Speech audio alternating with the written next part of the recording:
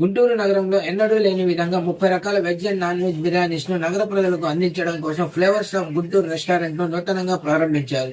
కార్యక్రమంలో తెలుగుదేశం పార్టీ గుంటూరు జిల్లా అధ్యక్షులు పిల్లి మాణిక్యరావు, గుంటూరు మిర్చి యార్డ్ చైర్మన్ కుర్రా అప్పారావు, రాయపాటి శ్రీనివాస్ తదితరులు పాల్గొన్నారు.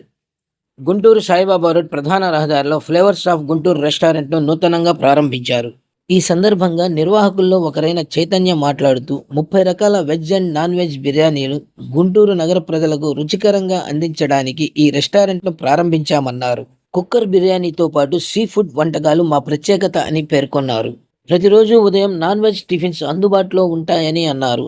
నగర ప్రజలు ప్రతి ఒక్కరూ తమ రెస్టారెంట్కు విచ్చేసి రుచిని ఆస్వాదించాలని ఆకాంక్షించారు.